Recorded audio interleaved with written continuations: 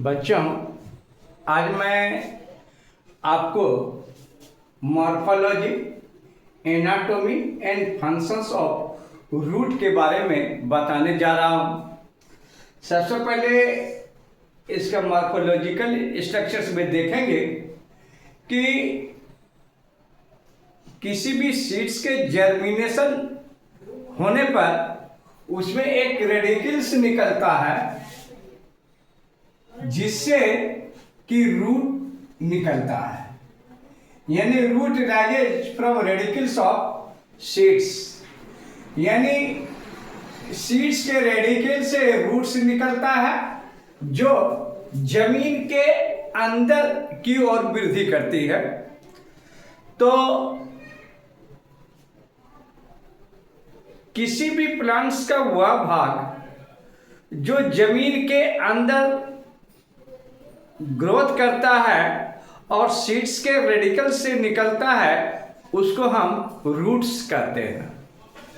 ये रूट्स जो है जमीन के अंदर निकलता है, यानी अंडरग्राउंड पार्ट ऑफ प्लांट जो है, जो पार्ट होता है जो कि किसी भी प्लांट्स के जो जमीन के अंदर वाला भाग होता है वह रूट होता है, और रूट के पूरे भाग को हम रूट सिस्टम कहते हैं। इस प्रकार देखेंगे रूट सिस्टम में जो है रूट्स के सभी भाग, सभी पार्ट्स आते हैं, जबकि शूट सिस्टम वो है जो कि ग्राउंड लेवल से ऊपर ग्रोथ करता है।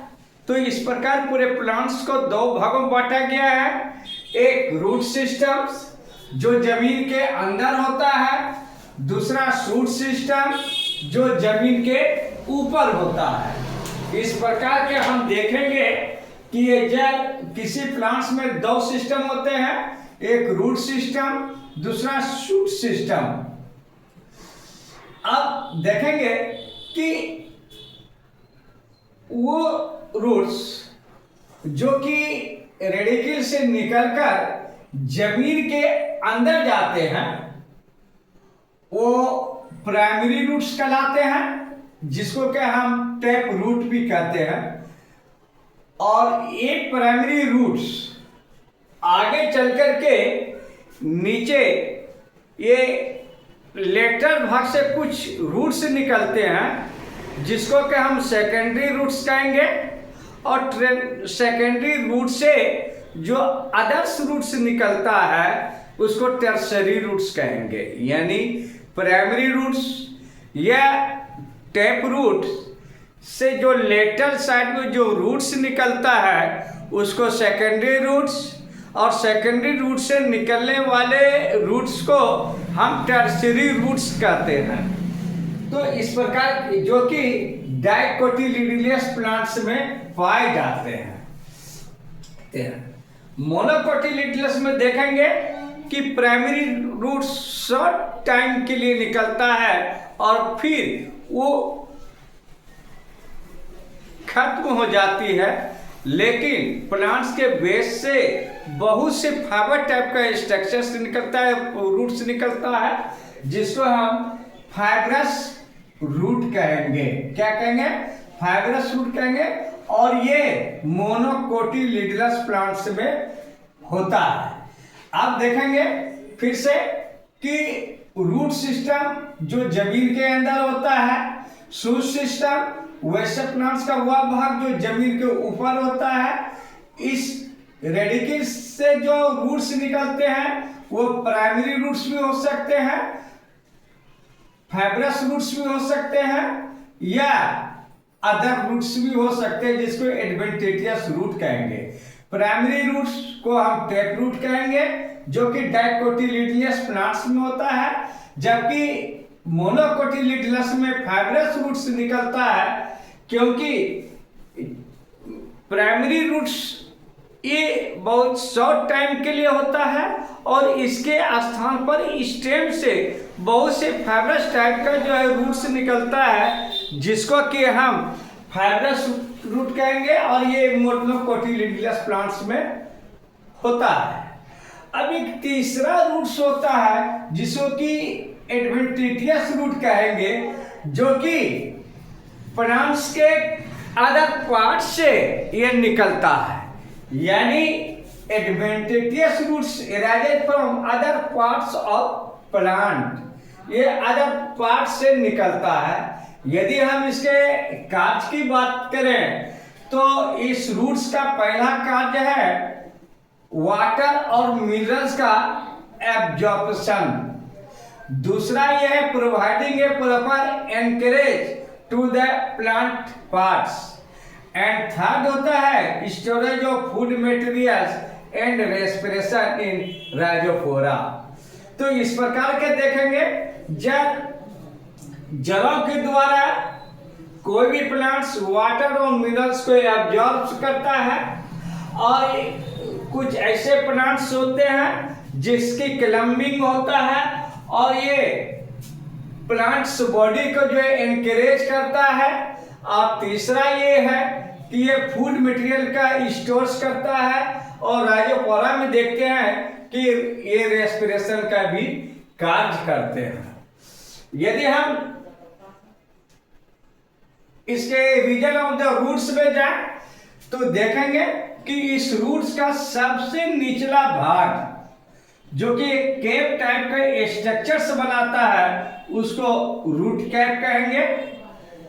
इस रूट कैप्स के जस्ट ऊपर वाला भाग को रीजन ऑफ मेरिस्टेमेटिक टिश्यू कहेंगे, जिसमें कि सेल डिवीजन की क्षमता होती है और रूट में ग्रोथ होता है।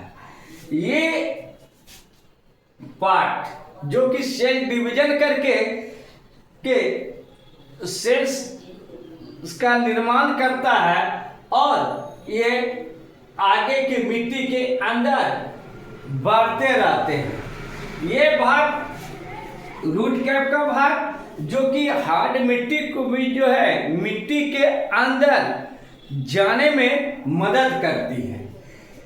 अब इस रीजन ऑफ मेरिस्टेमेटिक टिश्यू के कुछ ही मिलीमीटर ऊपर रीजन्स ऑफ इलॉन्गेशन होता है, जिससे कि ये लंबाई में वृद्धि करता है, जो कि मेरिस्टेमेटिक टिश्यू के द्वारा जो है ये ग्रोथ, एक सेल का डिवीजन होता है वो नीचे की ओर ग्रोथ करता है, और जो ग्रोथ ऑलवेज किया हुआ रहता है वो इलोंगेशन में लंबाई में वृद्धि करता है, जिसको कि रीजन ऑफ इलोंगेशन कहेंगे। इसके ऊपरी भाग जो कि रीजन ऑफ मैच्योरेशन है, इससे अनेकों प्रकार के हेयर टाइप के स्ट्रक्चर्स निकलता है, जिसको कि हम रूट हेयर कहते हैं। इस प्रकार देखेंगे कि the regions of the root tip में रीजन्स ऑफ मैच्योरेशन होता है, रूट हेयर होता है, रीजन ऑफ इलोंगेशन होता है, रीजन्स ऑफ मेरिस्टेमेटिक टिश्यू होता है, और अंत में रूट कैप होता है। यदि हम इसके मॉडिफिकेशन की बात करें तो मॉडिफिकेशन किसी भी कार्य को करने के लिए रूट्स में के शेप, साइज एंड स्ट्रक्चर्स में डिफरेंशिएट होता है, जिससे कि किसी भी विशेष कार्य को करने में इसको मदद मिलता है। तो सबसे पहले देखेंगे मॉडिफिकेशन ऑफ रूट्स के अंतर्गत मॉडिफिकेशन टेप रूट्स या प्राइमरी रूट्स या टेप रूट में जो मॉडिफिकेशन होता है, सबसे पहले देखेंगे ये फ्यूसिफॉर्म होता है जो कि रेडिस में पाया जाता है। नेपिफॉर्म रूट जो है टर्निप या बीट में पाया जाता है। कोनिकल रूट्स जो है कैरोट्स में पाया जाता है। इसी प्रकार मॉडिफिकेशन इन एडवेंटिशियस रूट्स में यदि देखेंगे तो ये देखेंगे कि उसमें ट्यूबरस रूट्स होता है, जिसका एग्जाम्पल स्वीट पोटैटो है। ये फूड मटेरियल्स को जो है स्टोर करता है और भविष्य के लिए जो है वो काम आते हैं।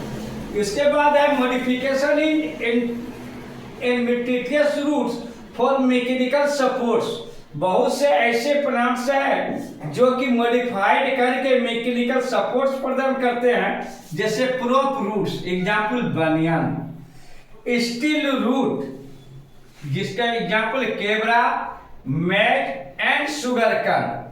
तीसरा है क्लाइंबिंग रूट्स, जैसे पान में, बीटल में और पीपल में पाया जाता है। इसके अलावे modification adventitious roots for biotic function, इसमें देखेंगे कि ये बायोटिक फंक्शन के लिए करते हैं, जिसको कहेंगे न्यूमेटोफोर। ये दलदलिया क्षेत्र में पाए जाते हैं और जमीन के नीचे से वो सांस लेने के लिए किसी रूट्स को जो है ऊपर क्यों निकालते हैं, माने कि ये एयर एटमॉस्फेयर में जो वो करते हैं, जमीन को ऊपर करते हैं, जिससे कि वो रेस्पिरेशन ले पाते हैं, और इसको कहेंगे राइजोपोडा। कुछ ऐसे भी प्लांट्स हैं जो कि अदर्स कार्य को करते हैं, जैसे कि लीफ रूट्स।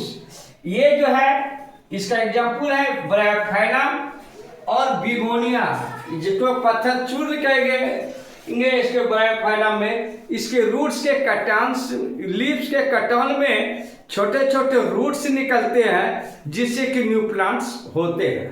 अब यदि हम इसके एनाटॉमी की बात करें तो जितने भी प्लांट्स हैं सभी का जो है एनाटॉमिकल स्ट्रक्चर्स का अध्ययन करना आसान नहीं है, इसलिए उसे हम दो भागों में बांटे गए हैं। वैसा रूट्स जो कि मोनोकोटिलिडनस प्लांट्स में मिलते हैं, दूसरा वैसा रूट्स जो कि डाइकोटिलिडनस प्लांट्स में मिलते हैं।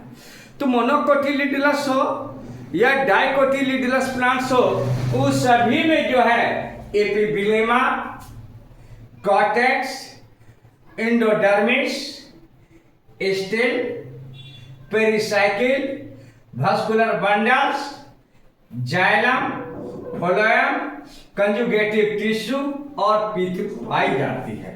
ये चाहे तो मोनोकोटिलिडनस हो या डाइकोटिलिडनस प्लांट्स हो, सभी पाए जाते हैं। लेकिन मेन डिफरेंस क्या है कि जबकि मोनोकोटिलिडनस में देखेंगे इसमें 6 से अधिक जाइलम और फ्लोएम पाए जाते हैं और इसका पीठ बड़ा होता है और स्पष्ट दिखाई पड़ता है, जबकि डाइकोटिलिडनस में देखेंगे कि इसमें जाइलम और फ्लोएम की संख्या 2 से 6 तक ही होती है और इसका पीठ काफी छोटा होता है या अपसेट होता है। इस प्रकार के हम देखते हैं कि रूट्स का morphology, anatomy and functions complete हुआ।